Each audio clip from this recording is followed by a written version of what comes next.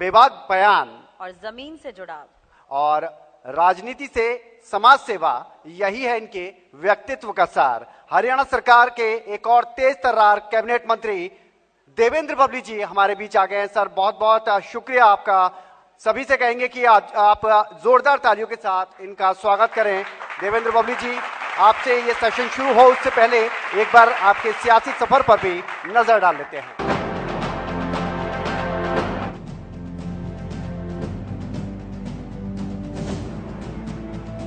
मनोहर सरकार में पंचायत मंत्री देवेंद्र बबली अपने तल्ख अंदाज के लिए पहचाने जाते हैं। किसान परिवार से संबंध रखने वाले बबली व्यवसायी भी हैं। पहली बार साल 2019 में देवेंद्र बबली टोहाना से विधायक चुने गए। चुनाव में बीजेपी के तत्कालीन प्रदेश अध्यक्ष सुभाष बराला को करारी शिकस्त देने के बाद चर्चा में आए। दिसंबर 2021 में कैबिनेट मंत्री भी बने। समाज सेवा और देश सेवा का जज्बा इन्हें विरासत में मिला है। इनके दादा कैप्टन उमराव सिंह आजाद हिंद फौज में कैप्टन रहे। पिता दिलबाग सिंह ने एक किसान के तौर पर देश की सेवा की। कभी इन्हें अपने बयान के चलते किसानों की नाराजगी का सामना करना पड़ा तो अब सरपंचों के निशाने पर हैं। देवेंद्र बबली के बयानों से कई बार इनकी अपनी ही पार्टी जेजेपी और अपनी ही गठबंधन की सरकार भी असहज हुई है।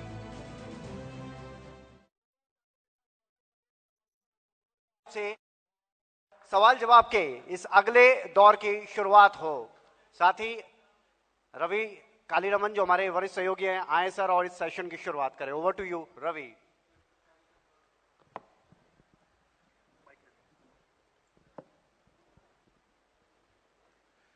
पंचायत मंत्री हैं, देवेंद्र बबली हैं। तमाम लोग बखूबी जानते हैं, किसी पहचान के मोहताज नहीं।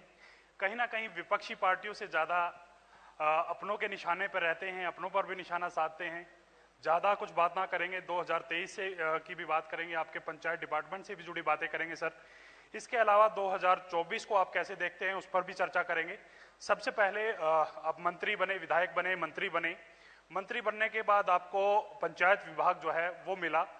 क्या विजन रहा पंचायत विभाग मिलने के बाद? किस प्रकार से आपने पूरा एक रोड मैप तैयार किया था कि पंचायतों को कैसे आगे ले जाया जाए? देखिए, मैं ये अपना सौभाग्य कहूंगा कि एक ऐसे परिवार में मेरा जन्म हुआ जो पूरे देश का अन्नदाता है, किसान परिवार में। उसके साथ साथ देश की आज़ादी की लड़ाई में मेरे दादा कैप्टन उमराव सिंह जी ने नेताजी सुभाष चंद्र बोस जी के साथ मिलकर आजाद हिंद फौज खड़ी की और इस देश की आज़ादी की लड़ाई लड़ी। और एक देश सेवा, एक समाज सेवा हमारे पारिवारिक परंपरा कह सकता हूं, मेरी परवरिश में थी वो। और अपनी पारिवारिक ड्यूटी के साथ साथ जो समाज में एक समाज सेवी के रूप में जो मैं अपनी पारिवारिक परंपरा को आगे बढ़ाते हुए टोहाना हल्के की सेवा में लगा हुआ था, तो लोगों को एक उम्मीद जगी और उन्होंने मुझे अपना वोट की ताकत से एक जनसेवक की भूमिका में जिम्मेदारी देने का काम किया। और साथ में आज ये सौभाग्य ही कहूंगा कि हल्का टोहाना की सेवा के साथ साथ पूरे हरियाणा के अंदर जो 70% के लगभग आबादी हमारी गांव देहात में बसती है। और मेरा भी जन्म उन्हीं गांव की गलियों में, गांव के परिवार, मेरा परिवार भी गांव में बसता था, उन्हीं गलियों में मेरा बचपन गुजरा है। एक विकास और पंचायत मंत्री के रूप में बड़ी जिम्मेदारी आज हरियाणा में जो हमारी सरकार है गठबंधन की, हमारे जो मुख्यमंत्री माननीय मनोहर लाल जी ने मुझे देने का काम किया और हमारी पार्टी में डिप्टी सीएम दुष्यंत जी ने जिम्मेदारी देकर एक जो मेरी सोच थी कि गांव में की तस्वीर तकदीर हमारे कैसे बदले, उस पर एक विजन के साथ जो पहले समय से हमारी सरकार काम करने में लगी हुई थी और बिजनेस सिस्टम से हम उसको बेटरमेंट की तरफ कैसे बढ़ाएं, उस पर हमने काम शुरू किया। सरकार बढ़ने के बाद कोविड का समय था, उसके बाद किसान आंदोलन भी रहा। जो डेवलपमेंट हमारी सरकार चाहती थी उसको गति कहीं न कहीं मैं कह सकता हूं कि जिस गति से हम चाहते थे वो गति हमारी सरकार उस समय के दौरान नहीं दे पा रही थी। लेकिन पिछले समय में आप देखेंगे करीबन 1-1.5 साल के आसपास समय हो गया है, अब काफी जो योजनाएं थी, परियोजनाएं थी, उनका लाभ हरियाणा प्रदेश की जनता को मिले। उन प्रोजेक्टों को हम धरातल पर उतारने के लिए पुरजोर ताकत के साथ लगे। उनके रिजल्ट भी आपको अब आने वाले समय में धरातल पर नजर आने शुरू हो जाएंगे। मैं जो सरकार का विजन है और एक मिनिस्टर के नाते जो जिम्मेदारी मुझे मिली, जो मेरा विजन था, मैंने सरकार में माननीय मुख्यमंत्री जी के सामने हमारी कैबिनेट में चर्चा करके बहुत सी ऐसे बदलाव जो आने वाले समय में मैं ये कह सकता हूं कि हमारे हरियाणा में जो ग्रामीण अंचल है, जो हमारे गांव हैं, उनका एक तस्वीर का बदलने का काम करेगा। और एक जो मूलभूत सुविधाएं जो 66 में हरियाणा बनने के बाद जो भी सरकारें सत्ता में रही, अपने अपने तरीके से सबने बेटरमेंट के लिए काम करने के प्रयास किए। और आज से अगर हम 2, 3, 4 दशक पहले की बात करें तो वहां पर जो मूलभूत सुविधाओं में सबसे पहले गली नालियां और मूलभूत सुविधाएं हैं, पीने का स्वच्छ पानी हो, बिजली की बात हो, शिक्षा के क्षेत्र में हो, चिकित्सा के क्षेत्र में हो, जिस गति से हमें आगे बढ़ना चाहिए था, वो कहीं ना कहीं मैंने महसूस किया कि उसमें कहीं ना कहीं हम स्लो हैं।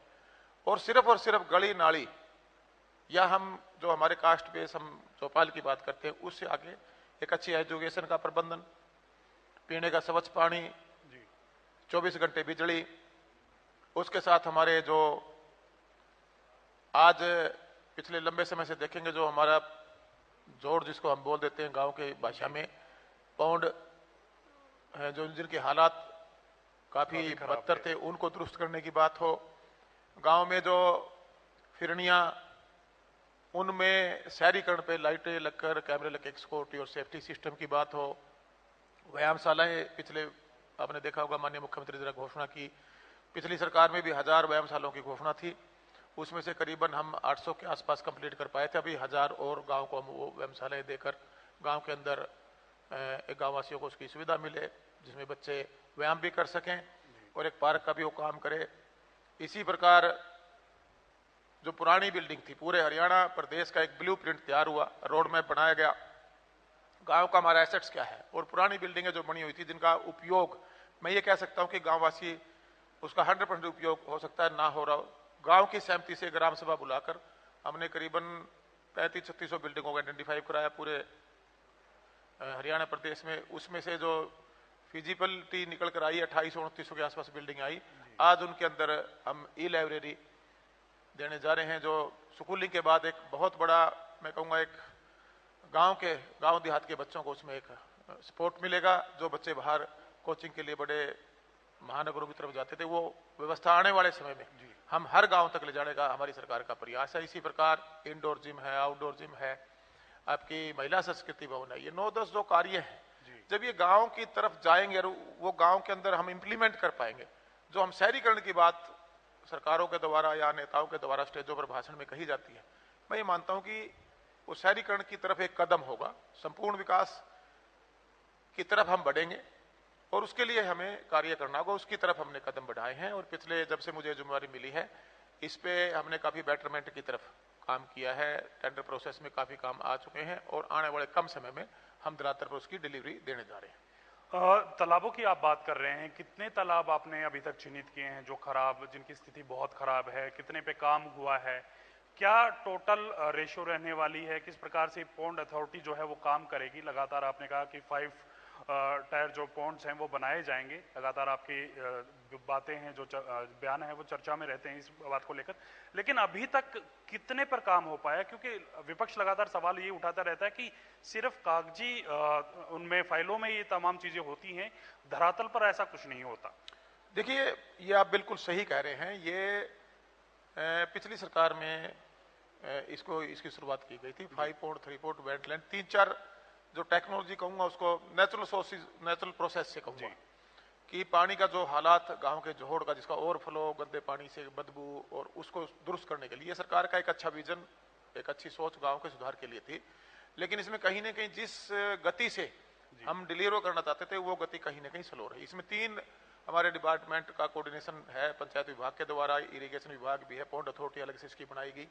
और उसके बाद मैं ये आपको इंश्योर कर सकता हूं कि अभी पिछले इस 1 साल के दौरान पिछले भी हमने काफी नंबर को कंप्लीट किया, लेकिन उसको और गति देने के लिए अब हम 1650 के आसपास ड्राइंग का अप्रूवल देकर उनके टेंडर प्रोसेस में ये काम हरियाणा प्रदेश में की तरफ हम बढ़ चुके हैं। आने वाली इस बारिश के सीजन से पहले हमारा टारगेट है कि हम करीबन 2000 पौंड को बिल्कुल उनका नवीनीकरण कहूंगा करके और गाँव के अंदर जो ये एक बहुत बड़ी पुरानी समस्या थी इससे उन गांवों को निजात करा दिला सके।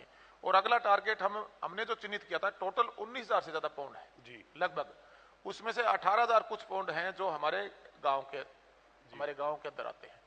उसमें से जो हमारे पास आंकड़े निकल कर आए थे 3800 के आसपास ऐसे पौंड थे।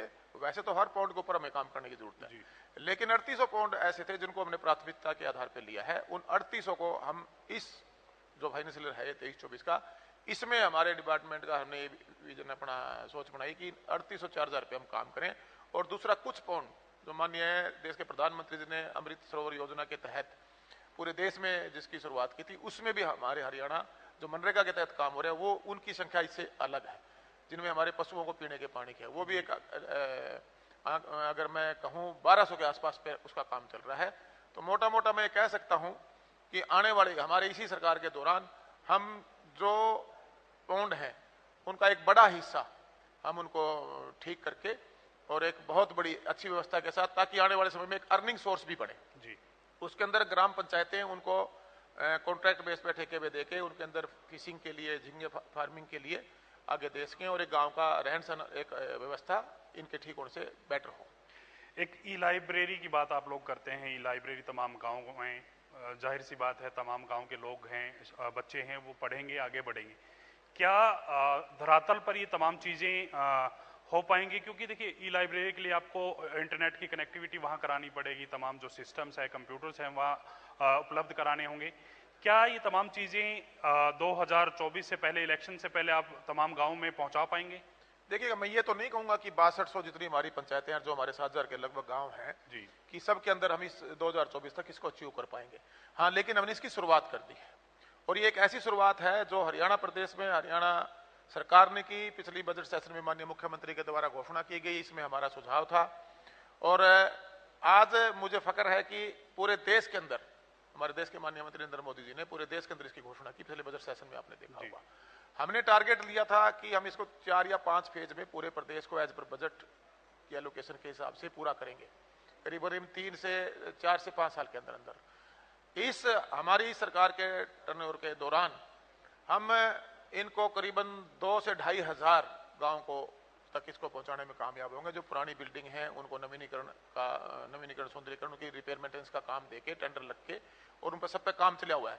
और अगले जो लाइब्रेरी में सेटअप होनी है और वो लाइब्रेरी ई लाइब्रेरी है, उसके अंदर कंप्यूटर भी है, आपका स्मार्ट बोर्ड भी लगेगा, उसके अंदर सोलर पैनल भी, 24 घंटे लाइट के लिए सुविधा है, बाथरूम्स हैं, बच्चों के लिए पीने के पानी के लिए उनके लिए व्यवस्था की गई है और सीटिंग कैपेसिटी भी एज पर कैपिटा गाँव के अंदर जितनी आबादी है करीबन 30-35 मिनिमम छोटे गांव से लेके हम 50-55 और 80 और 85 सीटर सीटिंग कैपेसिटी वहां दे रहे हैं।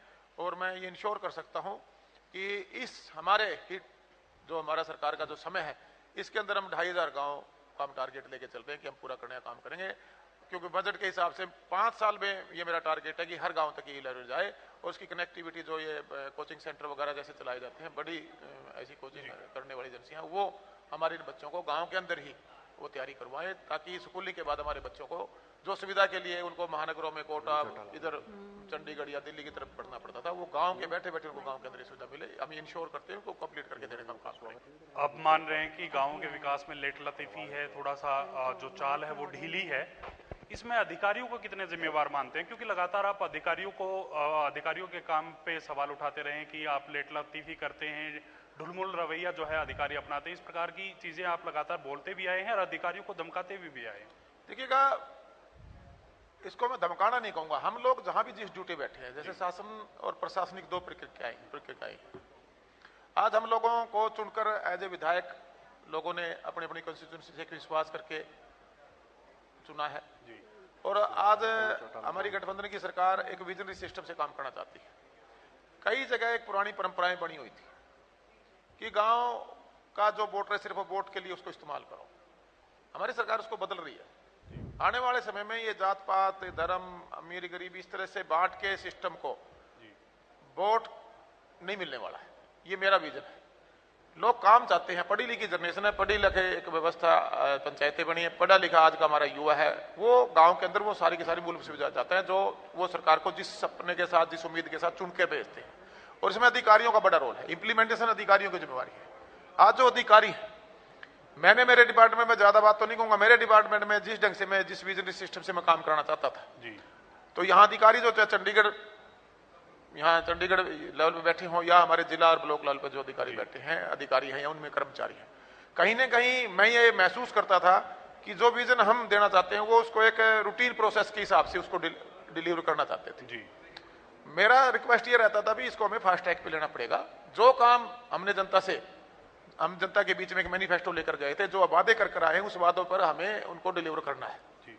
तो वो कुछ एक अधिकारी थे जिनको जो सुविधाएं यहाँ सरकार की तरफ से मिली थी, सिर्फ उसका मैं कहूंगा कि उसको एंजॉय कर रहे थे।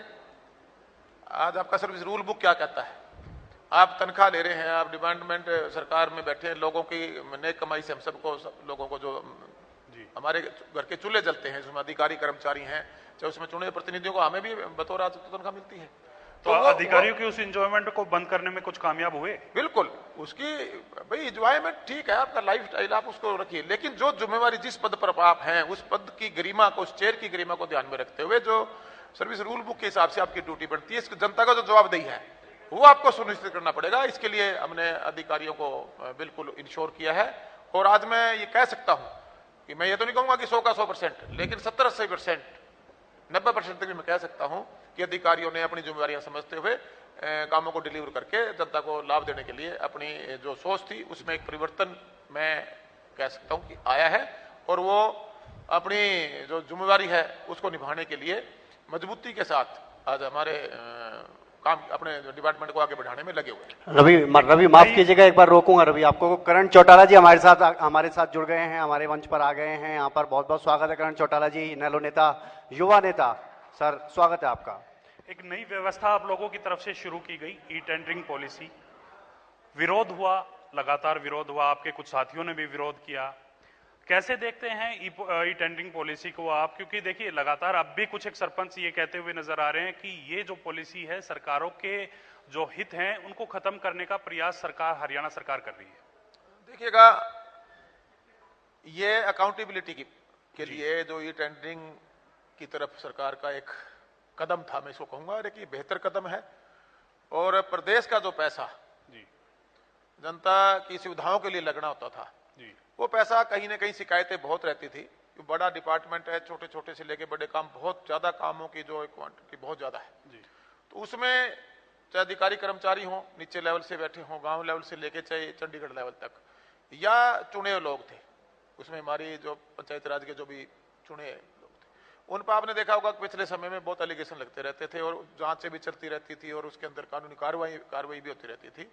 सरकार ने एक अकाउंटेबिलिटी तय की भी, जो ई टेंडरिंग से जो भी पैसा डेवलपमेंट के लिए जाएगा उसकी एक जवाबदेही तय होगी, समय सीमा तय होगी, और वो जो मैनुअल काम होते थे सिर्फ वो सॉफ्टवेयर के माध्यम से होंगे, टेंडर प्रोसेस से होंगे, और उसमें उस काम को हमारे हरियाणा प्रदेश का हर नागरिक देख पाएगा। उदाहरण के तौर पे कोई गाड़ी बननी है, उसका कोई भी टेंडर 10, 15, 20 लाख रुपए का लगा, L1 आया, उसके सारे के सारे एडमिशन अप्रूवल तो चुने प्रतिनिधियों ने देने हैं। जैसे हमारे गांव की गली है, उसके अंदर प्रस्ताव पास हुआ, एडमिशन अप्रूवल उसने दिया, भी श्यामलाल से रामलाल जी के घर से गली बननी है, L1 आया, उसको काम दिया, काम के बाद उसकी अकाउंटेबिलिटी का हर गांव वासी और पूरे हरियाणा प्रदेश के गांव वासी उसको टेंडर प्रोसेस के बाद ये देख सकते हैं कि इस गली का, उस गांव का कोई भी नागरिक कि कितना पैसा है, इसके अंदर रोडे का कितना mm डलना है, 4 है, 6 है, 10 है, ईंट का जो साइज है वो क्या लगना है, या और कोई जो भी मटेरियल है उसकी क्वांटिटी उसके अंदर वो होती है। तो ये प्रदेश हित का था। शुरुआत में पंचायतें बनी, कुछ समय ऐसा था बीच में जब पंचायतें नहीं थी, कोर्ट में मामला था, विचाराधीन था, उससे 1-1.25 साल का समय ऐसा रहा जब पंचायतें नहीं थी, डिपार्टमेंटल काम करवाए जा रहे थे। पंचायत आई तो हमें बड़ी उम्मीद थी कि सरकार का एक सहयोग होगा, एक पंचायत का एक बहुत बड़ा परिवार के रूप में कहूंगा, एक बहुत बड़ा डिपार्टमेंट, एक परिवार ही कहूंगा इसको मैं। तो कहीं ना कहीं जो एक परंपरा चली हुई थी, कुछ एक सरपंचों को हो सकता है उसमें कोई भी लोग, उनका मैं यहाँ चर्चा नहीं करना चाहूंगा, उन्होंने उनको भ्रमित किया और ये मैसेज देने का काम किया कि कहीं ना कहीं आपकी पावरों को डेलीगेट किया जाए। आपके साथी भी भ्रमित हुए क्योंकि आपके कुछ साथी विधायक भी, उस पर भी मैं आऊंगा। हम पहली सरकार कहूंगा कि पहली सरकार ने सरपंचों को सम्मान देने का काम किया, शपथ समारोह हमने गांव में कराए, सरकार की तरफ से व्यवस्था की गई, और साथ के साथ मंत्री को ढूंढते थे, सरकार को के पास काम के लिए चंडीगढ़ आते थे, हमने व्यवस्था बदली, हम जिलावार गए, संवाद प्रोग्राम हुआ, फीडबैक लिया गया, सुझाव लिए गए, डिमांड ली गई, उसके बाद इसमें राजनीति शुरू हो गई। राजनीति शुरू हुई, कुछ सरपंचों ने विरोध किया, कुछ एक सरपंच थे 80-90% शुरू दिन से काम पे हैं, फिर उन्होंने एक माहौल बनाने का काम किया, उसमें विपक्ष ने भी अपना काम उसके अंदर एड ऑन किया। भी कहीं ना कहीं विपक्ष का काम ही रहता सरकार को डिस्टर्ब रखो, लेकिन सरकार का फैसला सही था। हम प्रदेश हित के लिए, जनहित के लिए कार्य कर रहे थे। माननीय मुख्यमंत्री जी ने इस पर स्टैंड लिया और हम सरपंचों को समझाने में कामयाब रहे। आज 99% सरपंच आज सरकार के साथ खड़े होके अपने अपने गांव की डिमांड देखेंगे। आप पिछले दिनों भी मुझे हर ब्लॉक में बुलाया जा रहा है, हर गांव में चाहते हो तो गांव में पॉसिबल नहीं है मंत्री का जाना। मैंने इनको कह दिया, मेरे सरपंच साथियों को भी, हर ब्लॉक में आप इकट्ठे हो जाओ। अगर मान लीजिए ब्लॉक में 40 सरपंच हैं, जैसे मैं बहादुरगढ़ का उदाहरण दूं, 44 शायद पंचायतें थी, 44 के 44 सरपंच मेरी स्टेज पे थे। तमाम सरपंचों को साथ होने की बात करते हैं, लेकिन मैं एक जिक्र करना चाहूंगा, आपके पार्टी के प्रधान महासचिव हैं दिग्विजय चौटाला, वो इस आंदोलन की, या यूं कह लीजिए सरपंचों के इस प्रदर्शन को किसान आंदोलन से तोलकर देखते हैं। वो ये कहते हैं कि किसान आंदोलन की तरह ये जो ई टेंडरिंग पॉलिसी है इसको भी वापस लेना पड़ेगा सरकार को। देखिएगा, वो उनके इंडिविजुअल विचार हो सकते हैं, लेकिन जो सरपंचों की आप बात कर रहे थे, पंचायतों की बात कर रहे थे, ये जब शुरुआत में आंदोलन का इन्होंने एक अपनी बात रखनी थी, आंदोलन का तो इसको आंदोलन तो कोई था नहीं, तो इंडिविजुअल आदमी अपने लिए बात कर रहा था। वो पब्लिक हित की बात नहीं थी, गांव के हित की बात नहीं थी। उसमें हम गांव तक ये मैसेज देने में कामयाब हुए। अब हर हरियाणा प्रदेश का वासी ये जानता है कि ई टेंडरिंग में जो लोग नहीं काम करना चाहते, उनके अपने पर्सनल इंटरेस्ट कहीं ना कहीं थे, और जो पैसे की जवाबदेही हम सरकार सुनिश्चित करना चाहती थी, कहीं ना कहीं उससे भी कुछ लोगों को तकलीफ थी। जो करप्शन का एक बहुत बड़ा मुद्दा हमारे डिपार्टमेंट में बड़े बड़े नेताओं के द्वारा, हमारे देश के पूर्व प्रधानमंत्री जी के द्वारा भी एक बार ये स्टेटमेंट बड़े मंच से दी गई थी कि 1 रुपए में से 15 पैसा जमीन पर जाके लग पाता है। हमने इंश्योर किया है। हम चंडीगढ़ से 1 रुपया भेजते हैं गांव में, उस 1 रुपए को लगवाने की जिम्मेवारी सरपंच और हमारी पंचायत चुने और प्रतिनिधि समितियां और जिला परिषद की है। हम ऊपर से एक एक रुपया भेजेंगे। पहले परंपराएं उल्टी थी, चंडीगढ़ चक्कर लगाने पड़ते थे। दो छोटे छोटे सवाल और हमने वो पैसा गांव तक भेजने का काम किया, और वो पावरें भी अपने गांव में डिवाइड करने की हमने जिला लेवल पर, ब्लॉक लेवल पर, गांव लेवल तक देने का हमारी सरकार ने काम किया, जिससे गांव का विकास हमारे जो चुने लोग हैं अधिकारियों के साथ कोऑर्डिनेट करके उसको करवा सके। दो छोटे छोटे सवाल और रहेंगे 2024 को लेकर। देवेंद्र पब्लिक किस तरफ देखते हैं? बीजेपी की तरफ जाएंगे, जेजेपी से इलेक्शन लड़ेंगे, या फिर निर्दलीय लड़ेंगे? क्योंकि देखिए लगातार आपकी पार्टी के नेता भी आपको पे सवाल खड़े करते हैं, लगातार विरोधाभास आपके और आपके तमाम जो दिग्गज हैं पार्टी के उनके बीच देखने को मिला। यहाँ तक कि आपके जो जेजेपी के प्रमुख हैं, सर्वे सर्वा हैं, अजय सिंह चौटाला, उनकी तरफ से भी आप पर टिप्पणी की गई। तो ये तमाम चीजें कैसे देखते हैं? 2024 को लेकर देवेंद्र पब्लिक कहाँ जाएंगे? क्योंकि आप मन से बात करते हैं, मुख्यमंत्री की तारीफ करते हैं, और उप मुख्यमंत्री की कोई तारीफ नहीं करते। कहीं ना कहीं आपके मन में क्या है? किस तरफ जाना पसंद करेंगे? कैसे इलेक्शन लड़ना आप टोहाना से चाहेंगे? अच्छा काम कोई करे जी, उसकी तारीफ होनी चाहिए। आज प्रदेश के लिए मुख्यमंत्री एक विजनरी सिस्टम से काम कर रहे हैं। एज ए सहयोगी उनके साथ मुझे काम करने का मौका मिला हुआ है जी। अगर वो अच्छा काम करेंगे तो उसकी तारीफ मेरे हिसाब से तो कोई बुरा नहीं है। अगर कोई विरोधी भी, राजनीतिक विरोधी भी अगर कोई अच्छा काम करता है तो मैं खुले दिल से कह सकता हूं, मुझे उसकी तारीफ करने में कोई गुरेज नहीं है। रही पार्टी की बात, हमारी पार्टी 10 महीने पहले जिसका जन्म हुआ जी, हम जैसे लोग जिन्होंने अपनी मेहनत की हुई थी जी, जो लोगों की पसंद थे जी, हमने एक ये दुष्यंत जी का मैं ये कहूंगा कि उनकी दूरदृष्टता के साथ उन्होंने सब लोगों को अपने साथ जोड़ के पार्टी के साथ अपने साथ अटैच करके और एक 10 महीने की पार्टी चुनाव में उतरी जी। क्यों इनेलो पार्टी से बाहर निकल के आए थे ये लोग, और वही 10 लोग आप देखेंगे जिनमें दुष्यंत चौटाला जी हैं, चाहे नैना जी हैं, 2-3 जो इनके पार्टी से अटैच जिनके साथ जुड़े थे। बाकी जो लोग थे, ये कहीं मैं भी कांग्रेस में काम कर रहा था, वहां हमारी अनदेखी हुई तो कांग्रेस का हाल क्या हुआ? हमारी मेहनत का, कोई भी किसी की मेहनत को, परमात्मा तो कहीं बैठा है ना, वो भी तो न्याय करता है। सारे न्याय अगर इंसान के हाथ में थोड़ा ना है, कुछ उसके हाथ में भी होता है काम, सारे हमारे हाथ में नहीं होते। वो लोगों की जो पसंद है, जिन्होंने लोगों के लिए काम कर रखा था, जो लोगों के विश्वास पे 100% खड़े थे, उनको विधानसभा में लोगों को भेजने का काम किया। वही मेरे टोहाना हल्का के लोगों ने उन विपरीत परिस्थितियों में मुझे विधानसभा में भेजने का काम किया था। आज आप पार्टी की बात करते हैं, उन्होंने सही कहा है, किसी भी विपरीत परिस्थिति में एक जो आप व्यवस्था परिवर्तन की तरफ अपने कदम बढ़ाते हैं, उसके लिए बहुत मजबूती और बहुत दिलेरी के साथ काम करना होता है जी। वो पागलपनी है उनके। मेरे को स्टेटमेंट आपने नहीं बोला, मैं बोलता था, उन्होंने मुझे पागल कहा था जी। ये पागल, पगला है। पगला हमारे हरियाणा की भाषा में प्यार से बोला जाता है। वो मेरे लिए आदरणीय है, मेरे बड़े हैं, ये बोले बबली पगला है। मैंने सुनी थी स्टेटमेंट जी, उन्होंने ठीक दी थी, मैं सहमत हूं उनकी बात से। ये पगलेपन से ही, दीवानगी से ही और अपनी जिम्मेवारी को समझते हुए ईमानदारी के साथ ही व्यवस्था परिवर्तन होती है। ऐसे व्यवस्थाएं परिवर्तन नहीं होते। एक ढांचा चला हुआ था जिसमें जो डेवलपमेंट का पैसा था उसको डिमक की तरह खाया जाता था। आज हमने इसको रोकने का काम किया है, सख्त फैसले हमने लिए हैं। अधिकारी कर्मचारी अगर उसमें कहीं इन्वॉल्व पाए गए, हमने इनको सलाखों के पीछे देवेंद्र सिंह बबली ने खड़े भेजने का काम किया है। आज हमारी सरकार ने जो को चुने लोग थे उनके ऊपर जो रिकवरी की कार्रवाई थी वो सख्ती से हमने करने का काम किया है। आज पिछले इस 1.5 साल के अरसे में, उससे पहले कोविड का समय था, हमारी गठबंधन की सरकार बनी हुई थी, इस 1.5 साल के अरसे में जो एलिगेशन डिपार्टमेंट में थे कि 100% पैसा मान लीजिए किसी काम का सेट बनने के लिए गया है और जब उसकी जांच की वहां सेट नहीं पाया गया, एक भी काम जी पूरे इन 1.5 साल के अंदर किसी अधिकारी की हिम्मत नहीं हुई कि उस पैसे का गमन करने की वो सोच कर ले, उस पैसे को लगाने। मैं ये नहीं कहूंगा कि 100 का 100% सिस्टम मैंने एकदम से ठीक कर दिया है, एक व्यवस्था परिवर्तन हुई है, उसमें कहीं किसी जगह हम 70%, 80, 90 और 100% तक भी हम कामयाब रहे हैं। आने वाले टाइम में इसका रिजल्ट मिलेगा। और रही बात आपने जो चुनाव किया, हमारे पार्टी के विचारों का मतभेद हो सकता है जी। मेरा जो एक विजन था as a minister, as a विधायक जो टोहाना के लोगों की सबसे पहले मेरी जवाबदेही जी, एज ए मिनिस्टर हरियाणा की जनता के साथ साथ माननीय मुख्यमंत्री जी को मेरी जवाबदेही, और पार्टी में हमारे लीडर दुष्यंत चौटाला जी और हमारे राष्ट्रीय अध्यक्ष अजय चौटाला जी को अपनी जवाबदेही। मैं जहां जिस पद पे हूं और जो मेरी जवाबदेही है, मैं वहां बिल्कुल 100 का 100% खड़ा होकर अपना काम करता हूं। और भाई ये तो राम रास्ता, जब राम को भी नहीं बख्शा गया था, हम तो आदमी से इंसान है जी।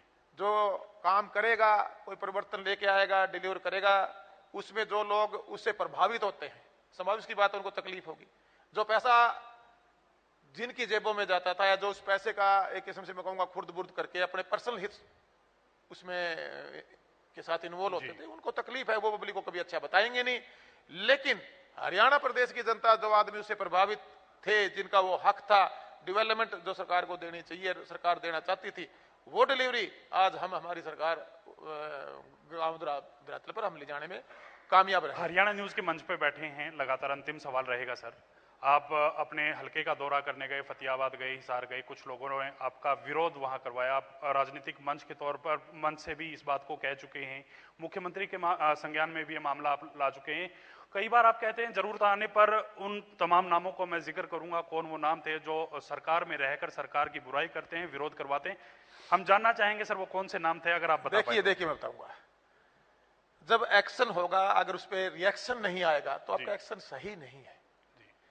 अगर मेरा एक्शन सही था तो रिएक्शन आना संभावित सी बात थी, तो मुझे किसी से कोई गिला नहीं है। उनको यह लग रहा था कि देवेंद्र सिंह बबली का विरोध कराओ, देवेंद्र सिंह बबली पूरे के पूरे दौरे को छोड़े घर पे बैठ जाएगा।